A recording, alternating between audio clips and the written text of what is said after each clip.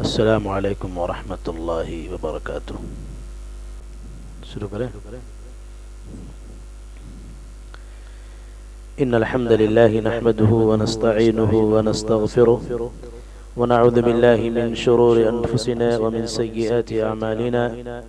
من يهده الله فلا مضل له ومن يضلل فلا هادي له، واشهد ان لا اله الا الله وحده لا شريك له، واشهد ان محمدا عبده ورسوله، اما بعد، قال الله عز وجل: فاعوذ بالله السميع العليم من الشيطان الرجيم، بسم الله الرحمن الرحيم، قد افلح المؤمنون الذين هم في صلاتهم خاشعون، وقال النبي صلى الله عليه وسلم: صلوا كما رأيتموني أصلي۔ برادران اسلام و معزز سامعین و ناظرین کرام،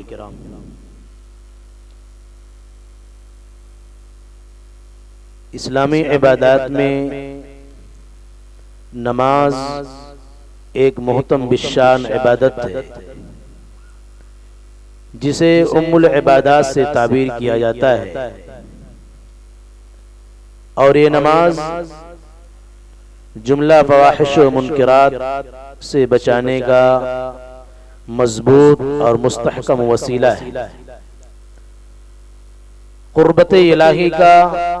مضبوط ذریعہ ہے۔ اسی لیے اللہ کے نبی صلی اللہ علیہ وسلم نے اپنی امت کو منمانی نماز پڑھنے کی تاکید نہیں کی، بلکہ اللہ کے نبی صلی اللہ علیہ وسلم نے امت کی رہنمائی فرمائی کہ صلو کما رأیتمونی اصلی، نمازیں ویسے ہی ادا کی جائیں گی، نمازوں میں جو طریقہ مطلوب ہے وہ میرا طریقہ مطلوب ہے، اپنا منمانی طریقہ، اپنی خواہش، اپنی مرضیات کے مطابق نماز نہیں ادا کرنی ہے۔ اسی لیے اللہ کے نبی صلی اللہ علیہ وسلم نے دوسری بہت ساری احادیث میں نماز کیسے پڑھی جائے، نماز کا طریقہ کیا ہونا چاہیے، نماز میں کن افعال کا کرنا جائز ہے اور نماز میں کن افعال کا نہ کرنا جائز ہے، ان تمام چیزوں کی طرف نبی صلی اللہ علیہ وسلم نے رہنمائی فرمائی ہے۔ چنانچہ اللہ کے نبی صلی اللہ علیہ وسلم نے رہنمائی فرماتے ہوئے فرمایا کہ احسان کا مطلب یہ ہے ان تعبد اللہ کأنک تراہ فإن لم تکن تراہ فإنہ یراک، تم جب نماز پڑھو تو اس فکر اور احساس کے ساتھ، اس جذبے اور نظریے کے ساتھ پڑھو کہ تم اللہ رب العالمین کو دیکھ رہے۔ اگر یہ تصور، یہ احساس، یہ جذبہ کسی وجہ سے تمہارے دل کے اندر نہیں آتا ہے تو یہ ضرور احساس کرو کہ تمہارا رب تم کو دیکھ رہا ہے۔ لہذا کسی بھی عبادت کو احسن طریقے سے، بہتر طریقے سے نبی صلی اللہ علیہ وسلم کے بتائے ہوئے طریقے کے مطابق کرنے کی کوشش کرنی چاہیے۔ اسی لیے اللہ کے نبی صلی اللہ علیہ وسلم نے دوسری حدیث کے اندر فرمایا: صلی صلاۃ مودع، یعنی جب تم نماز پڑھو تو اس فکر کے ساتھ، اس احساس کے ساتھ، ہو سکتا ہے تمہاری زندگی کی آخری نماز ہو، تمہاری زندگی کا آخری قیام ہو، تمہاری زندگی کا آخری رکوع ہو، تمہاری زندگی کا آخری سجدہ ہو، تمہاری زندگی کا آخری تشہد ہو۔ اس لیے جب نماز کا اہتمام کرو اس فکر اور احساس کے ساتھ نماز پڑھو۔ اسی لیے اللہ کے نبی صلی اللہ علیہ وسلم نے دوسری جگہ فرمایا: ان اول ما يحاسب به العبد يوم القيامة من عمله صلاته، کہ حقوق اللہ میں سب سے پہلے قیامت کے روز اللہ رب العالمین بندے سے جس چیز کا محاسبہ کرے گا، جس چیز کا حساب لے گا، وہ نماز کا معاملہ ہوگا۔ فَإِن صَلَحَتْ، اگر یہ نماز سنت نبوی کے مطابق رہی، اگر یہ نماز کتاب و سنت کی بتائی ہوئی تعلیمات کے مطابق رہی، تو ایسی صورت میں فقط افلح و انجح، ایسا نمازی ایسا مومن کامیاب ہوگا۔ وَإِن فَسَدَتْ، اور اگر نماز میں کہیں کوئی گڑبڑی رہی، نماز میں کہیں کسی طرح کا فساد رہا، نماز سنت نبوی کے مطابق نہیں رہی، فَقَدْ خَابَ وَخَسِرْ، تو یقیناً انسان نقصان اٹھانے والا ہوگا اور انسان خسارے میں ہوگا۔ اس لیے اللہ رب العالمین نے نمازیوں میں ایسے نمازیوں کی تعریف کرتے ہوئے فرمایا، ان کو بشارت دی، قد افلح المؤمنون الذین هم فی صلاتهم خاشعون، کہ ایسے نمازی کامیاب ہوئے جو نمازی اپنی نمازوں میں خشوع اور خضوع کا اہتمام کرتے ہیں، سکون و وقار کے ساتھ نماز پڑھتے ہیں، نماز میں متانت اور سنجیدگی کا لحاظ کرتے ہیں۔ جو لوگ اپنی نمازوں میں ان تمام افعال اور ان تمام چیزوں کے اعتبار سے نماز پڑھتے ہیں، ایسے لوگ یقیناً کامیاب ہیں۔ حضرات گرامی، اللہ کے نبی صلی اللہ علیہ وسلم کی اس سلسلے میں دوسری حدیث یہ ہے کہ اللہ کے نبی صلی اللہ علیہ وسلم نے فرمایا، ان الرجل لیصلی 60 سنة وما تقبل له صلاة، کہ ایک نمازی ہوتا ہے، ایک نماز پڑھنے والا ہوتا ہے، 60 سال تک مسلسل نماز پڑھتا ہے، اور ان 60 سالوں میں پڑھی گئی نمازوں میں سے ایک بھی نماز اللہ رب العالمین کیا مقبول نہیں ہوتی ہے۔ لعلہ یتم الرکوع ولا یتم السجود، ممکن ہے کہ رکوع صحیح سے تو کرتا ہو لیکن صحیح سے سجدہ نہ کرتا ہو، ممکن ہے کہ سجدے کی ادائیگی سنت نبوی کے مطابق کرتا ہو لیکن رکوع سنت نبوی کے مطابق ادا نہ کرتا ہو۔ لہذا معلوم یہ ہوا، جب تک نماز میں تعدیل ارکان کا لحاظ نہیں کیا جائے گا، سکون کے ساتھ رکوع، سکون کے ساتھ سجدہ، سکون کے ساتھ قومہ، سکون کے ساتھ جلسہ، تشہد نہیں کیا جائے گا، یقیناً ایسی نمازیں ہمارے لیے قیامت کے روز وبال جان ثابت ہوں گی۔ اسی لیے اللہ کے نبی صلی اللہ علیہ وسلم نے دوسری حدیث کے اندر فرمایا کہ اسوأ الناس سرقة الذي يسرق من صلاته، یعنی نمازوں میں چوروں میں سب سے برا چور، سب سے گندا چور وہ چور ہے جو نماز کی چوری کرتا ہے۔ صحابہ اکرام نے کہا، اللہ کے رسول صلی اللہ علیہ وسلم نماز کی چوری کیسے کرتا ہے؟ ایک انسان، ایک نماز پڑھنے والا نماز کی چوری کیسے کرتا ہے؟ تو آپ صلی اللہ علیہ وسلم نے فرمایا کہ لا یتم الرکوع ولا یتم السجود، نہ تو رکوع صحیح سے کرتا ہے، نہ ہی سجدے کی ادائیگی سنت نبوی کے مطابق کرتا ہے، ایسا شخص سب سے گندا، سب سے برا چور ہے۔ عزیزان گرامی، ان حدیث کا خلاصہ یہ ہے کہ ہم کو نماز میں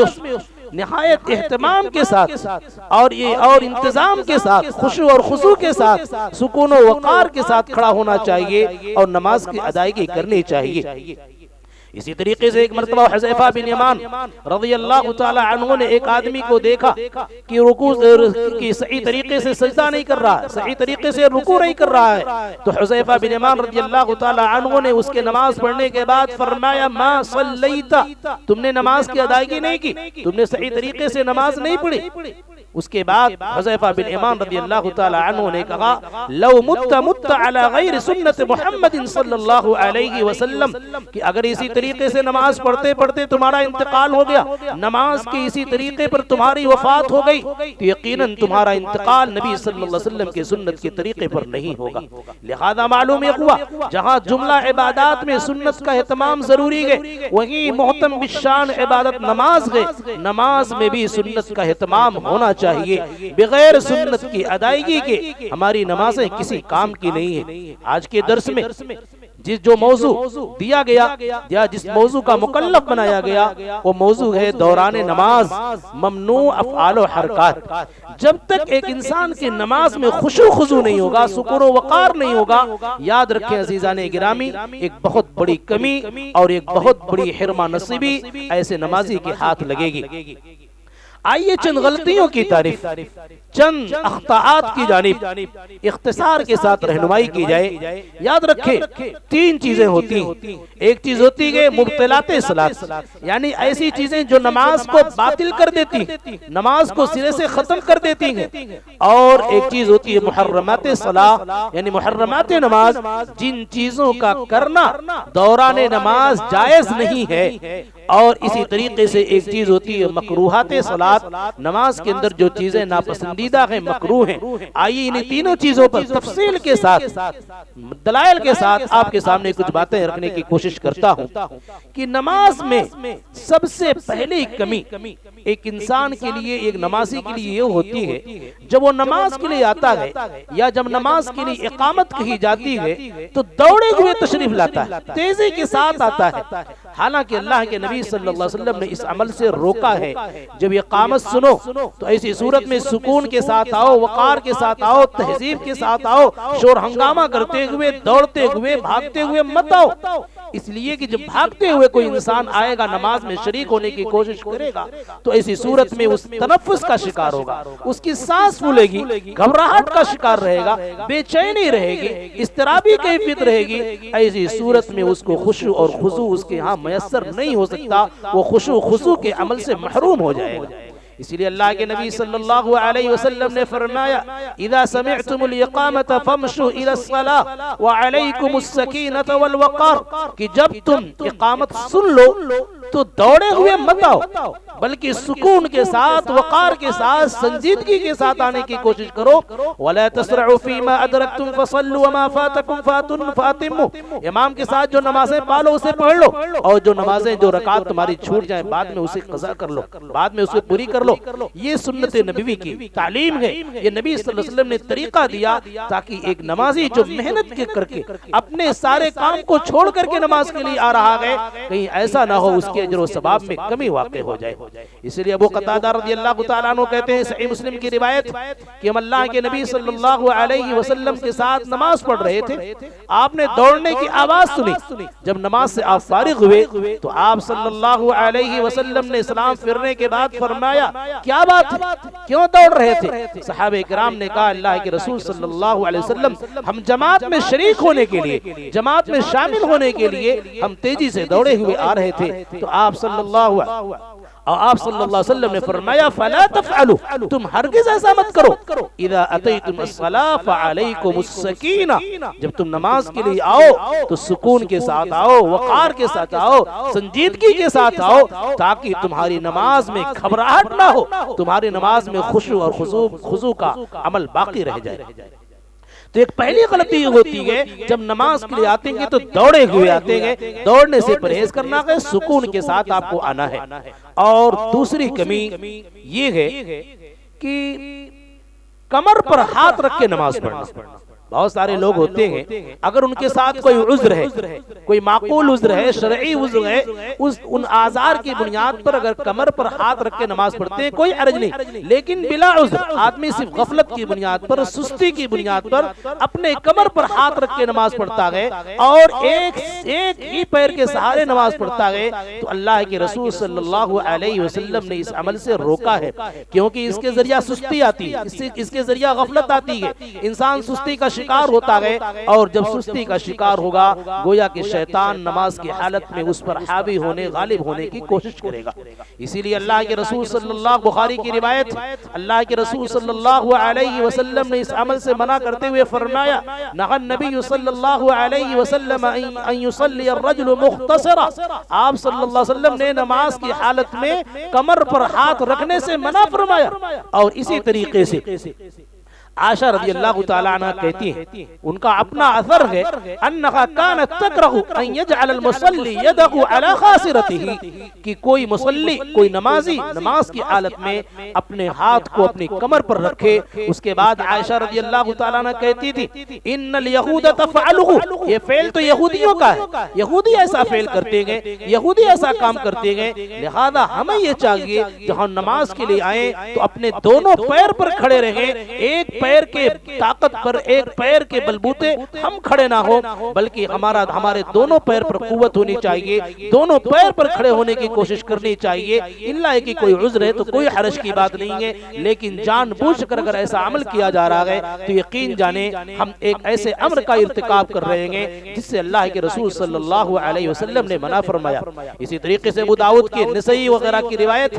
زیاد بن سبیح رحمۃ اللہ علیہ کہتے ہیں میں عبداللہ بن عمر رضی اللہ تعالیٰ تعالی عنہما کے بغل میں نماز پڑھ رہا تھا، ووضعت یدی علی خاصرتی، تو میں نے اپنے کمر پر اپنے ہاتھ کو رکھ لیا۔ جب نماز سے فارغ ہوا تو عبداللہ بن عمر رضی اللہ تعالی عنہما نے مجھ سے فرمایا ھذا الصلب فی الصلاۃ، یہ تو مسیحی لوگوں کی، یہ عیسائیوں کی کیا ہے، صلیب ہے۔ وکان رسول اللہ صلی اللہ علیہ وسلم ینہی عنہ،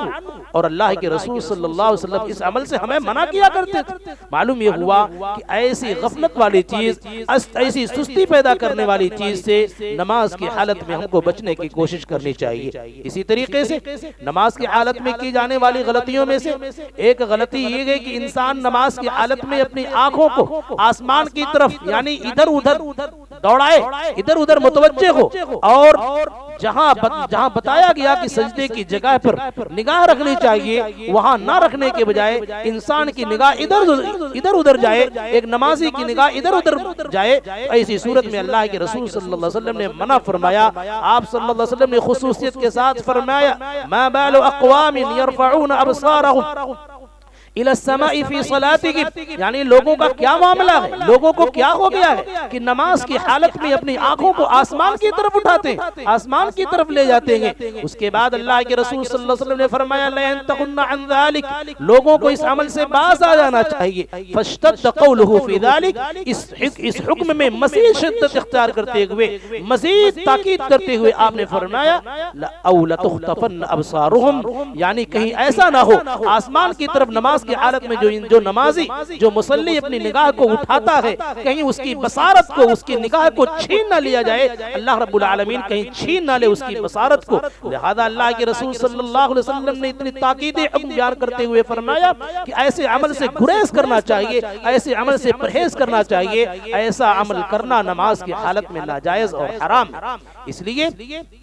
اسی لیے اللہ کے رسول صلی اللہ علیہ وسلم نے دوسری حدیث کے اندر فرمایا، عائشہ رضی اللہ تعالیٰ عنہ کہتی ہیں ان النبی صلی اللہ علیہ وسلم، کہ اللہ کے نبی صلی اللہ علیہ وسلم ایک مرتبہ نماز پڑھ رہے تھے اور آپ کے سامنے جو چادر لٹکی ہوئی تھی، ان النبی صلی اللہ علیہ وسلم صلی الی خمیصۃ لہا اعلام، ایک مرتبہ آپ ایسے چادر کی جانب نماز پڑھ رہے تھے جس میں بیل بوٹے تھے، جس میں پتیاں تھیں، جس میں پھول تھے، اور ان چیزوں کی وجہ سے آدمی کی نماز میں خلل واقع ہو سکتا ہے، آدمی کی نماز کا اجر و ثواب کم ہو سکتا ہے، اس لیے کہ دھیان بڑھ سکتا ہے، ذہن منتشر ہو سکتا ہے، ذہن ادھر جا سکتا ہے۔ تو اللہ کے نبی صلی اللہ علیہ وسلم نے عائشہ رضی اللہ تعالی عنہا سے فرمایا کہ یہ کیا معاملہ ہے؟ فقال شغلتنی اعلام هذه، اس چادر کی بیل بوٹوں نے اور پھول پتیوں نے مجھے آج نماز سے مشغول کر دیا ہے۔ اذهبوا بها الى ابي جہم، اس چادر کو لے جاؤ ابو جہم کے پاس۔ اس چادر کو ابو جہم نے ہدیے میں دیا تھا، تو آپ صلی اللہ علیہ وسلم نے بیل بوٹے ہونے کی وجہ سے اسے واپس کر دیا اور کہا جاؤ امبے جانی چادر لے آؤ۔ لہذا معلوم ہوا انسان یکسوئی کے ساتھ اپنی نگاہ وہاں رکھے جہاں شریعت اسلامیہ نے نگاہ رکھنے کا حکم دیا ہے۔ شریعت اسلامیہ نے حکم یہ دیا کہ نماز کی حالت میں سجدے کی جگہ پر دیکھی جائے، نماز کی حالت میں سجدہ کا جو جگہ ہے، سجدہ کا جو مکان ہے، اسی جگہ پر ہماری اور آپ کی نمازیوں کی نگاہ ہونی چاہیے۔ اسی لیے اللہ کے نبی صلی اللہ علیہ وسلم نے فرمایا، جیسا کہ عبداللہ بن عمر رضی اللہ تعالیٰ عنہ کہتے ہیں ان النبی صلی اللہ علیہ وسلم دخل الکعبہ، کہ اللہ کے نبی صلی اللہ علیہ وسلم کعبہ کے اندر داخل ہوئے، ما خلف بصرہ موضع سجودہ حتی خرج منہا، تو مسلسل آپ کی نگاہ سجدے کی جگہ پر تھی، مسلسل آپ سجدے کی جگہ پر دیکھ رہے تھے۔ اس سلسلے میں بعض لوگوں کو کوتاہیاں یہ ہوئی، غلط فہمی یہ ہوئی، بعض لوگ یہ کہتے ہیں کہ نماز کی حالت میں پیر کے دونوں انگوٹھے کی طرف دیکھا جائے رکوع کی حالت میں۔ عزیزان گرامی، اس کا کہیں سے کوئی ثبوت نہیں ہے۔ نماز کی حالت میں ایک مصلی کو، ایک نمازی کو جس جگہ دیکھنے کا حکم دیا گیا وہ سجدے کی جگہ ہے، سجدے کی جگہ دیکھے،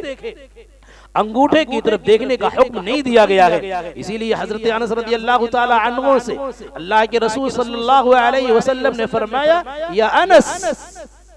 اجعل بصرک حیث تسجد، جہاں تم سجدہ کرتے ہو، جس جگہ سجدہ کرتے ہو اپنی نگاہ کو وہیں رکھا کرو۔ اس روایت کو شیخ البانی رحمۃ اللہ علیہ نے اپنی کتاب ہدایت الروات کے اندر ذکر کیا ہے، اور اس روایت سے بھی شیخ البانی رحمۃ اللہ علیہ نے سجدے کی جگہ کے پر دیکھنے کی مشروعیت کو ثابت کیا ہے۔ لہذا معلوم یہ ہوا کہ ایک انسان کو ادھر ادھر نہیں دیکھنا چاہیے، آسمان کی طرف نہیں دیکھنا چاہیے، بلکہ سجدے کی جگہ پر دیکھنا چاہیے۔ اسی لیے عائشہ رضی اللہ تعالی عنہا نے ایک مرتبہ اللہ کے رسول صلی اللہ علیہ وسلم سے ادھر ادھر دیکھنے کے سلسلے میں پوچھا، سألت کہتی کہ سألت رسول اللہ صلی اللہ علیہ وسلم عن الالتفات فی الصلاة، کہ میں نے نماز کی حالت میں نبی صلی اللہ علیہ وسلم سے پوچھ لیا کہ ادھر ادھر دیکھ سکتی ہوں کہ نہیں دیکھ سکتی ہوں کبھی؟ تو اللہ کے رسول صلی اللہ علیہ وسلم نے فرمایا هو اختلاس یختلسه الشیطان من صلاة العبد، یہ تو شیطان کی جانب سے ایک اچکنا ہوتا ہے جو شیطان نمازی کی نماز سے اچک لیا کرتا ہے، اس کے خشوع کو، اس کے خضوع کو، اس کے سکون کو، اس کی سنجیدگی کو، نماز کے اجر و ثواب کو کم کرنے کی کوشش کرتا ہے۔ اس لیے اگر ضرورت ہے تو آدمی متوجہ تھوڑا بہت ہو سکتا ہے، لیکن مسلسل سجدے کی جگہ سے ہٹا کر کے کبھی دیوار کی جانب، کبھی مسجد کے پنکھے کی جانب، کبھی دوسری جانب، کبھی کسی کی طرف دیکھنے سے گریز کرنا چاہیے۔ اس لیے ایک انسان کی نماز کا جو اجر و ثواب ہوتا ہے، جو مغز، جو روح ہوتی ہے، وہ روح کم ہو جاتی ہے، وہ مغز کم ہو جاتا ہے، اور وہ طاقت و توانائی کمزور ہو جاتی ہے۔ اسی لیے شریعت اسلامیہ نے اس بات کی تاکید کیا کہ نماز میں ادھر ادھر دیکھنے سے پرہیز کرنا چاہیے۔ حضرات گرامی، اسی طریقے سے نماز کی غلطیوں میں سے غلطی یہ ہے کہ عام طور سے لوگ جب امام کے پیچھے ہوتے گے تو امام کے پیچھے بعض اعمال امام سے پہلے کرنے کی کوشش کرتے، جیسے رکوع امام سے پہلے کرنے کی کوشش کر لیا، سجدہ امام سے پہلے کرنے کی کوشش کیا، سجدہ سے اٹھنا گئے تو امام سے پہلے سجدہ اٹھنے کی کوشش کرتے گئے، تو بعض اعمال امام سے پہلے کرنے کی کوشش کی جاتی ہے۔ حضرات گرامی، یہ عمل ناجائز ہے۔ اگر کوئی مصلی امام کے پیچھے امام سے پہلے کسی عمل کو کرتا ہے تو یقین جانے اللہ کے رسول صلی اللہ علیہ وسلم نے کتنی خطرناک وعید سنائی۔ آپ صلی اللہ علیہ وسلم نے وعید سناتے ہوئے فرمایا اما یخشى الذی یرفع رأسه قبل الامام ان يحول اللہ رأسه رأس حمار، کہ جو شخص، کیا وہ شخص اس بات سے نہیں ڈرتا ہے کہ جو امام سے پہلے کسی عمل کو، کسی فعل کو کرنے کی کوشش کرتا ہے، کہیں ایسا نہ ہو اس عمل کی وجہ سے، امام سے پہلے اس کام کو کرنے کی وجہ سے اللہ رب العالمین اس کی شکل کو گدھے کی شکل نہ بنا دے۔ اس سلسلے میں محدثین کرام نے ایک بات یہاں نقل یہ کی، یہ دنیا اور آخرت دونوں دنیا کے لیے گئے۔ اللہ رب العالمین اس انسان کی شکل و صورت، گدھے کی شکل و صورت اس دنیا میں بھی بنا سکتا ہے، مرنے کے بعد بھی بنا سکتا ہے، اس کی تعین نہیں ہے۔ دوسری ایک اعتراض یہ ہو سکتا ہے کہ بہت سارے لوگ تو ایسا کرتے ہیں، امام سے پہلے عمل کر لیتے ہیں، لیکن کسی کی شکل کو گدھا بنتے ہوئے یا گدھے کی شکل بنتے ہوئے نہیں دیکھا۔ تو ایک چیز ہوتی ہے وعید اور ایک چیز ہوتی ہے وعدہ۔ وعدہ میں تخلف جائز نہیں ہے، وعدے میں تاخیر جائز نہیں ہے، لیکن وعید میں تاخیر جائز ہے، وعید میں تخلف جائز ہے، اور اس حدیث کے اندر وعید سنائی گئی ہے، وعدہ نہیں کیا گیا ہے۔ اس لیے ایسے لوگوں کو اس عمل سے متنبہ ہو جانا چاہیے جو امام سے پہلے کسی کام کو کرنے، کسی عمل کو کرنے کی کوشش کرتے ہیں۔ حضرات گرامی، اسی طریقے سے اللہ کے نبی صلی اللہ علیہ وسلم نے امام کی اہمیت کو بیان کرتے ہوئے فرمایا انما جعل الامام لیتم بہ، امام بنایا صرف اس لیے گیا ہے کہ امام کی اقتداء کی جائے۔ اگر امام سے پہلے رکوع کر لیا جائے، امام سے پہلے سجدہ کر لیا جائے تو یقین جانے ہم اپنے آپ کو خطرے کے راستے پر لے جا رہے ہیں، اور اللہ کے رسول صلی اللہ علیہ وسلم نے جو وعید سنائی گئی اس وعید کے مرتکب ہو رہے ہیں۔ بہت سارے نمازیوں کو دیکھیں، ابھی امام صاحب صحیح سے کھڑے نہیں ہوئے قوما میں، لیکن پوزیشن پورے طور سے بنا لیتے ہیں، جھکنے کی کوشش کرنے لگتے ہیں، امام سے پہلے سجدے میں جانے کی کوشش کرنے لگتے ہیں۔ یقین جانے یہ بہت بڑا جرم ہے، مجرمانہ فعل ہے، جس سے اللہ کے رسول صلی اللہ علیہ وسلم نے سختی کے ساتھ منع فرمایا ہے۔ ایسے ہی نمازیوں کے اعمال اور افعال میں، یعنی دوران نماز ایک نمازی سے جو چوک ہوتی ہے، جو غلطی ہوتی ہے، انہی چوک اور غلطیوں میں سے ایک غلطی یہ ہے کہ بحالت رکوع اور بحالت سجدہ قرآن کی تلاوت کرنا۔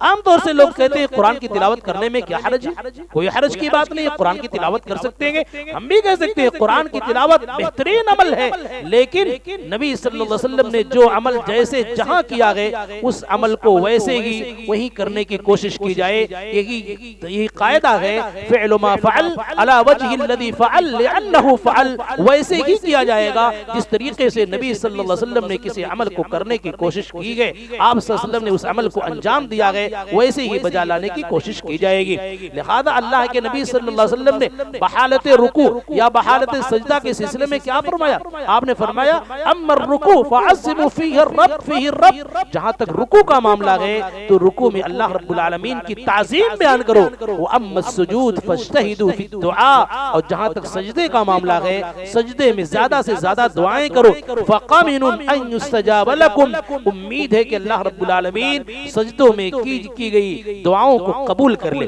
یہ سجدے کی اہمیت ہے، اسی لیے اللہ کے نبی صلی اللہ علیہ وسلم نے سجدے کی حالت میں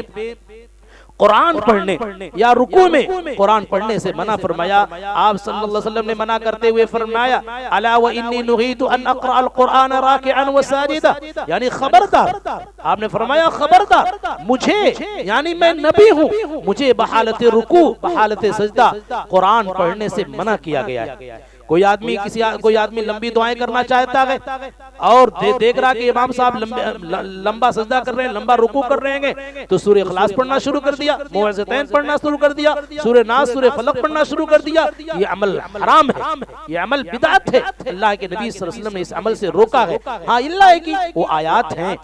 بعض آیات ہیں جو آیات بطور دعا ہیں، جیسے رب ارحمہما کما ربیانی صغیرا، رب اوزعنی ان اشکر نعمتک التی انعمت علی، ربنا اغفر لی ولی والدی، رب اجعلنی مقیم الصلاۃ، ربنا آتنا فی الدنیا، مختلف دعائیں ہیں قرآن کی جو آیات بطور دعا ہیں، ان آیات کو سجدے کی حالت میں پڑھنے میں کوئی قباحت نہیں، کوئی حرج نہیں، اس لیے کہ وہ قرآن کی تلاوت نہیں کہی جائے گی بلکہ وہ دعائیہ جملہ کہا جائے گا، اور دعائیہ جملہ ہونے کی بنیاد پر دعا کرنا سجدے کی حالت میں جائز ہوگا۔ لیکن انجانے میں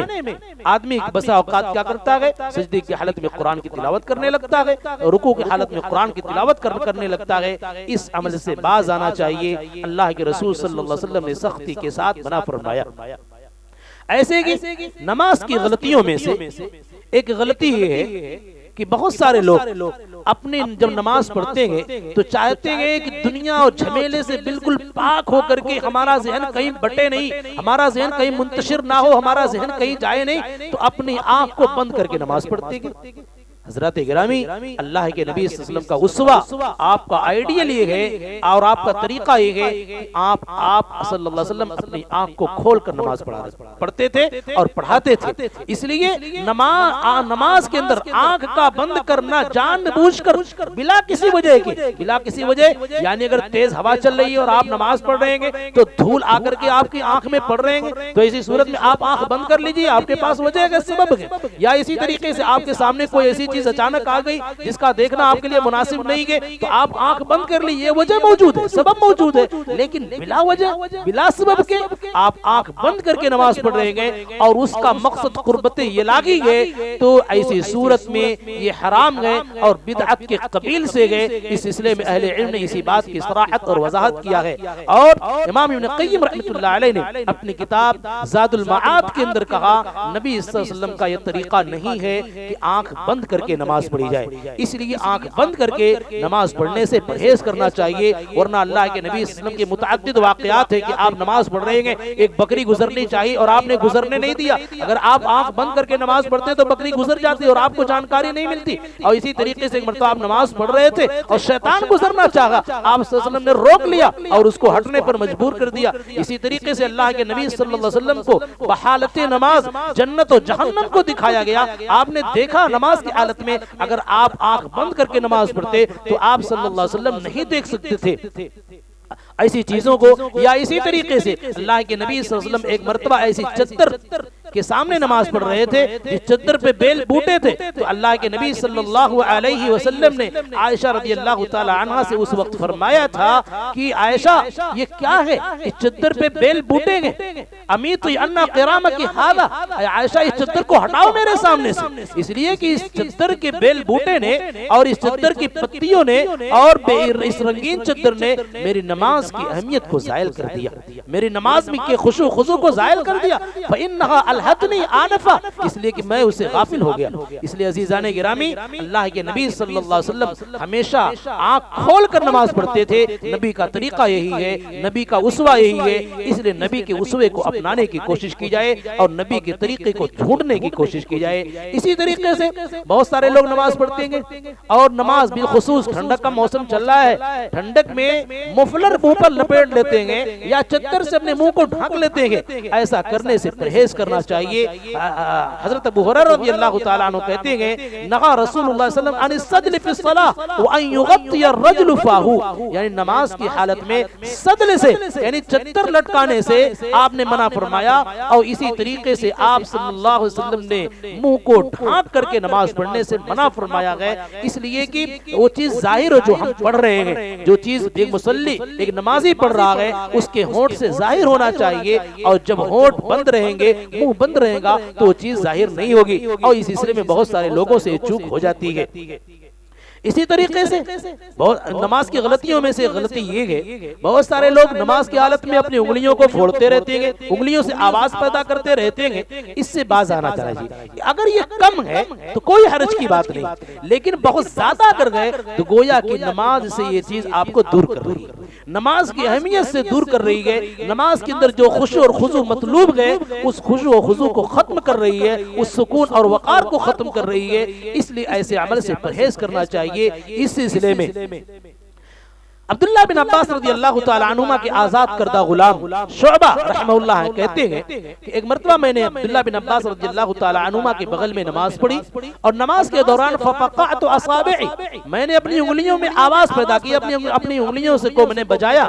جب نماز سے میں فارغ ہوا اس کے بعد عبداللہ بن عباس رضی اللہ تعالی عنہما نے مجھ کو ڈانٹتے ہوئے فرمایا لا ام لک اتفقع اصابعک وانت فی الصلاۃ، کہ تم نماز میں اپنی انگلیوں کو بچاتے ہو۔ اس عمل سے عبداللہ بن عباس رضی اللہ تعالی عنہما نے روکا، منع کیا، جس سے اندازہ آپ کر سکتے ہیں یہ مصنف ابن ابی شیبہ کی روایت ہے، اور شیخ البانی رحمۃ اللہ علیہ نے اپنی کتاب ارواء الغلیل کے اندر اس اثر کو حسن قرار دیا ہے۔ لہذا عزیزان گرامی، معلوم یہ ہوا نماز کے اندر ہمیں انگلیوں کو چٹکانے، انگلیوں سے آواز پیدا کرنے سے پرہیز کرنا چاہیے۔ اسی طریقے سے دیکھیں نماز کی حالت میں جو ہم ہوتے ہیں، چاہے فرض نماز پڑھیں چاہے کوئی بھی نماز پڑھیں، تو کوشش یہ ہونی چاہیے کہ ہمارا ازار، ہمارا پینٹ اور ہماری لنگی ہمارے ٹخنے سے اوپر ہو۔ اس لیے اللہ کے رسول صلی اللہ علیہ وسلم نے عام حالات میں بھی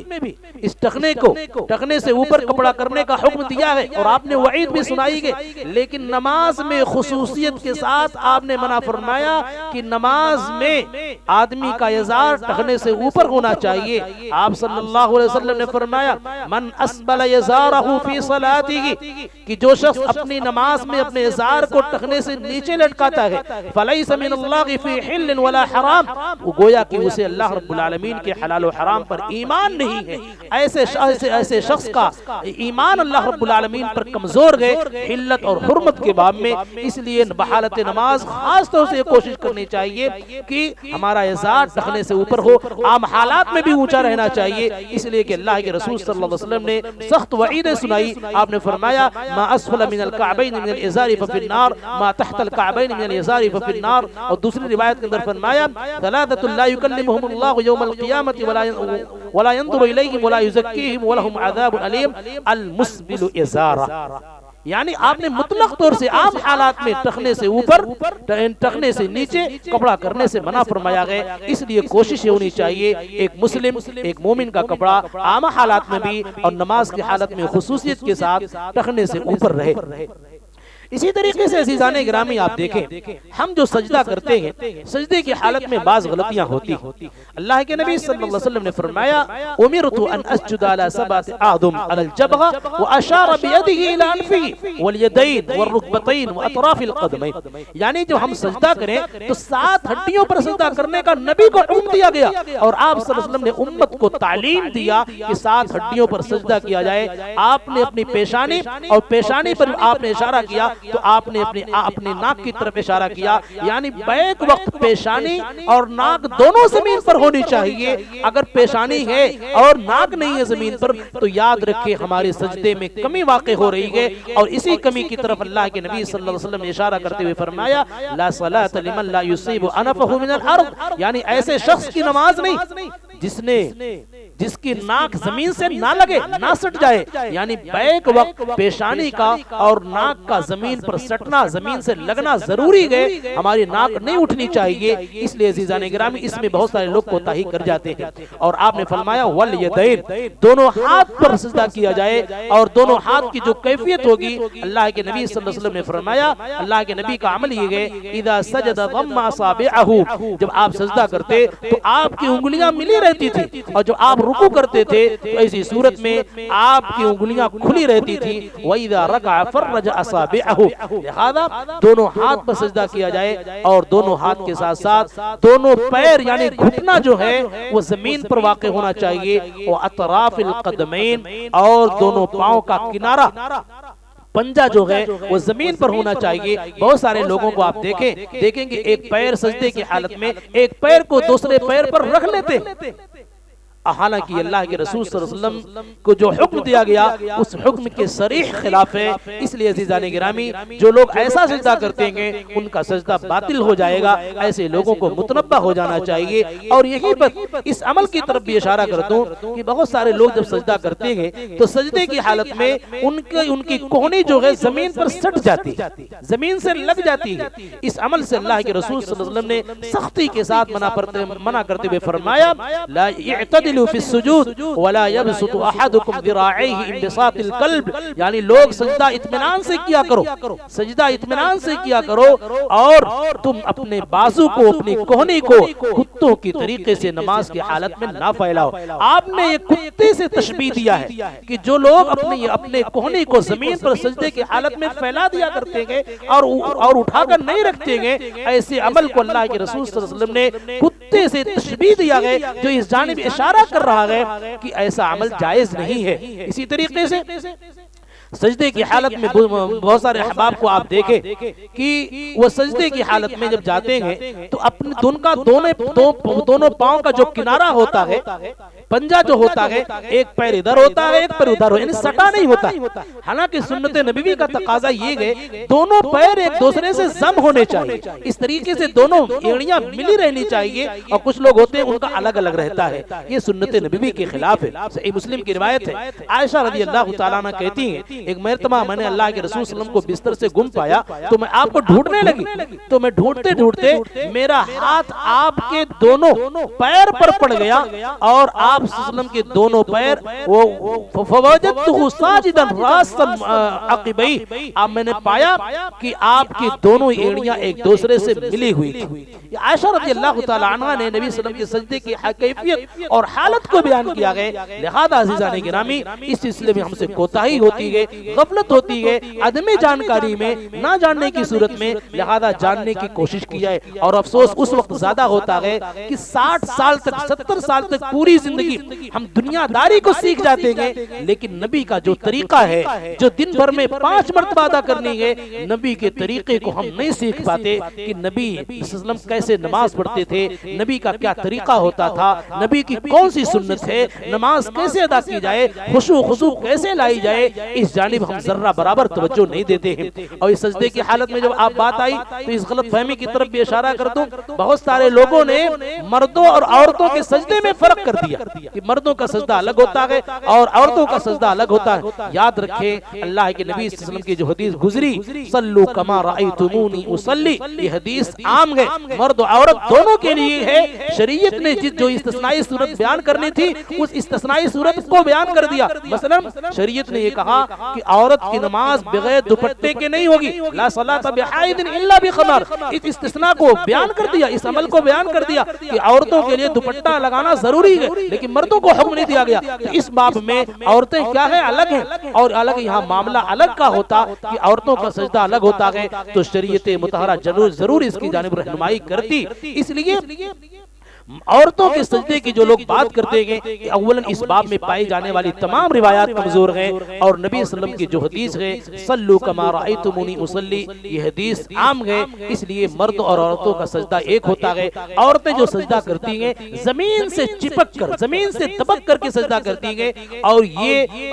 تعدیل ارکان کے خلاف ہے۔ رکوع کیسے کیا جائے، سجدہ کیسے کیا ہے، اس لیے عزیزان گرامی یہ چند غلطیاں ہیں۔ ایسے ہی بعض ایسی غلطیاں ہیں جو مبطلات صلاۃ کے نام سے جانی جاتی ہیں، جیسے آدمی کو یقین ہے کہ میرا وضو ٹوٹ چکا ہے، تو ایسی صورت میں فوراً نماز کو ترک کر دینا چاہیے۔ شک کی بنیاد پر، وسوسے کی بنیاد پر، شبہے کی بنیاد پر نماز کو نہیں چھوڑنا چاہیے۔ اس لیے کہ اللہ کے نبی صلی اللہ علیہ وسلم نے فرمایا اذا وجد احدكم في بطنه شيئا فاشكل عليه اخرج منه شيئا ام لا فلا يخرجن من المسجد حتى يسمع صوتا او يجد ريحا، یعنی جب تک انسان کو یقین نہ ہو جائے کہ ہمارا وضو باطل ہو چکا ہے تب تک وہ نماز میں رہے، لیکن اگر اس کو یقین ہو جائے کہ ہمارا وضو ٹوٹ چکا ہے اس کے باوجود بھی نماز میں گئے، ایسی نماز اللہ رب العالمین کا مقبول نہیں، ایسی نماز فوراً باطل ہو جاتی ہے اور نماز کو سرے سے دوبارہ ادا کرنی ہوگی۔ اسی طریقے سے مبطلات صلاۃ میں سے نماز کو کون سی چیزیں جو چیزیں باطل کرتی ہیں ان میں دوسری چیز ہے نماز کے کسی شرط کو چھوڑ دینا، نماز کے کسی رکن کو چھوڑ دینا، نماز کے کسی شرط یا رکن کو ادا نہ کرنا۔ اگر آدمی اس شرط کو چھوڑ دیا، مثلا رکوع کرنا رکن ہے، سجدہ کرنا رکن ہے، سورہ فاتحہ کا پڑھنا رکن ہے، اگر انسان انہی ساری چیزوں کو چھوڑ دے تو نماز مکمل طور سے ضائع ہو جائے گی اور دوبارہ اسے نماز پڑھنی پڑے گی۔ اس لیے کہ اللہ کے نبی صلی اللہ علیہ وسلم نے فرمایا لا صلاۃ لمن لم یقرأ بفاتحۃ الکتاب، بغیر سورہ فاتحہ کے نماز نہیں ہوگی۔ مبطلات صلاۃ میں سے تیسری شکل یہ ہے جان بوجھ کر نماز کی حالت میں کھانا اور پینا۔